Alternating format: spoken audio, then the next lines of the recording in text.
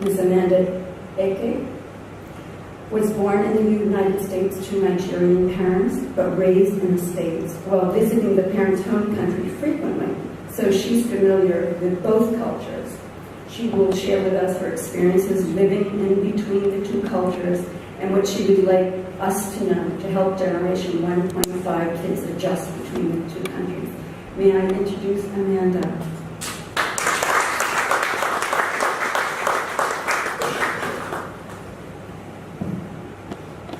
Thank you, Eileen. Thank you, Your Excellency. Thank you, esteemed colleagues, family, friends, ambassadors as well. Thank you for giving me and allowing me the space to share my story with you all. I am proud, very proud to be a part of this wonderful event and as an adult representative of Generation 1.5. I've decided to show what this means through two examples in my life. My grandfather, Sylvester Njoku, and myself. My name is Amanda Eke, an Igbo tribe that loosely translates in English to sales in the marketplace. So people constantly ask me, Amanda, do you wait for sales? I said, no, it's just a name, don't worry about it, okay? Now my grandfather, though I have never had the opportunity to meet him, he died days before I was born. He was probably one of the most instrumental people in my life. He was an educator and helped create the secessionist republic of Biafra in Nigeria. My grandfather was a philosophy professor as well as a poet, something I later discovered we had in common. My grandfather was vilified for a large portion of his adulthood.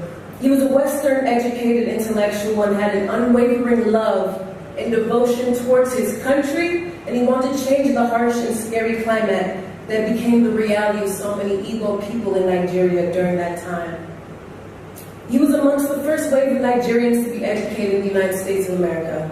He gained admission to and earned his bachelor's as well as doctorate from Columbia University in New York City. Although he could have chosen a far more prosperous life and comfortable in the U.S., he chose instead to follow through with his initial reason for pursuing a college education in the West, which was to give back to the country that had nurtured him and made him into who he was.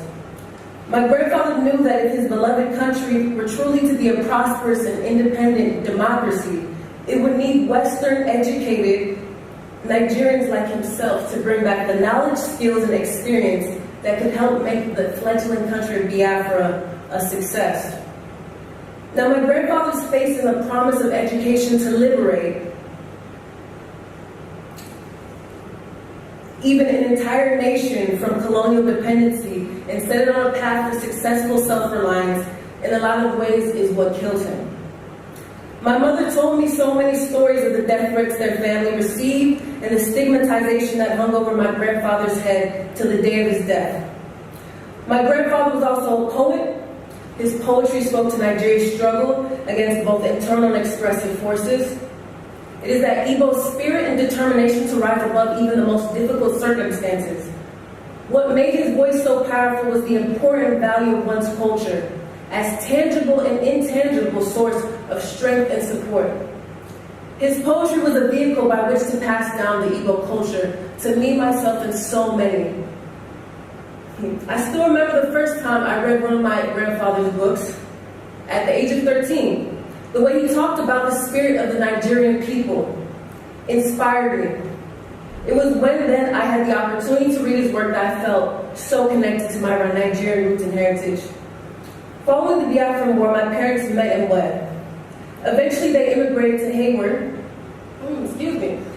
California, and they became a family. Both my mother and father suffered psychological trauma from the war. Confiding in them, speaking on issues I faced uniquely as Nigerian American, in classrooms while attending school were far too difficult. We were unable to have any conversations on my learning or the learning environment I was in. They came to America in survival mode is what people had to understand.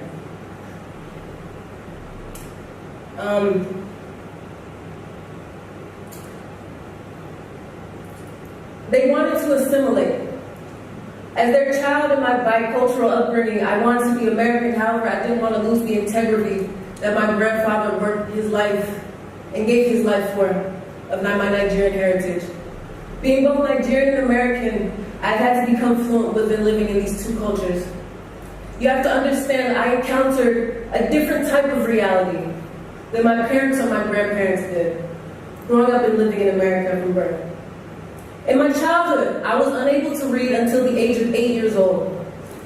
To this day, the reasons are still unknowns to me and my family. I did not even begin speaking until the age of 4. Literally, my parents took me to doctors. They assumed I was mute.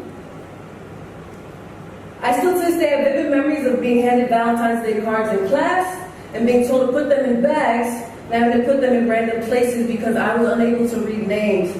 It was out with absolute deep shame that I held my head down for a lot of my younger years, unable to tell anyone I was unable to do these simple tasks. Given this anomaly at age 8 and my parents' lack of the American culture, American education system, this became a very big challenge in my life, not getting the help I needed. It was not until a miraculous day in the 2nd grade that the light bulb went off and I just began reading. It was with no rhyme or reason I read. Encouraged by a 2nd grade teacher, I applied for a contest at the age of 8 and had my poetry entitled in a book entitled Gifted. At 8 years old, I became a published author, just a year before being illiterate. It was from that moment on that I knew I had a voice worthy of being heard. Biculturality hasn't simply shaped my still developing identity as a Nigerian, Igbo-American woman. It also made me culturally flexible. It's made it easier for me to move fluidly between my many different cultures. I inhabit both worlds. My parents, they did not.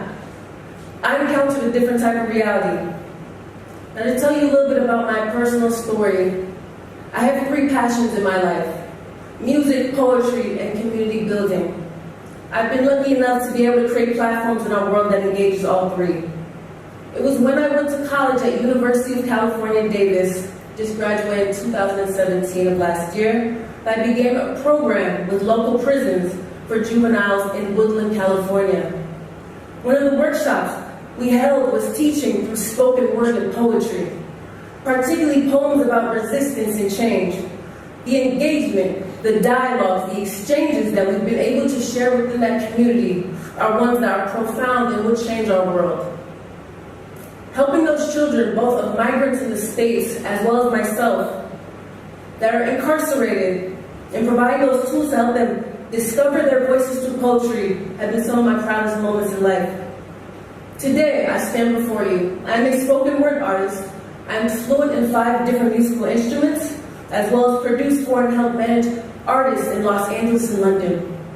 I'm a Fulbright scholar here in Malta for the year. I'm a lecturer at University of Malta and teach English to both middle school age children and help teach English to asylum seekers and refugees, as well as a proud member of Spark 15, an NGO nonprofit here for us, by us, to help refugees integrate into Maltese society. I'm also a current researcher studying the similarities between hip-hop and Anna in Malta. I'm also a guest editor at Teen Vogue. Now, I say all these achievements not to brag, ladies and gentlemen, but it's to show through biculturality and what it has done for me is what I cannot even put into words. Creating, breathing, and living in that has healed me. It has healed me from generational trauma, pain, and best of all, it has helped me to find my voice and the voice of those who have come before me.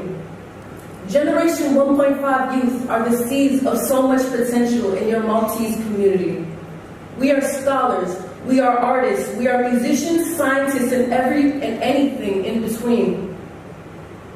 Our diverse experiences will help bring change in a world that so desperately needs it right now.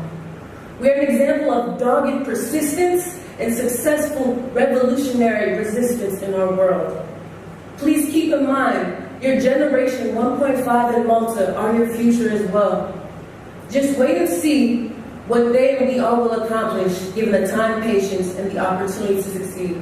Thank you all so much.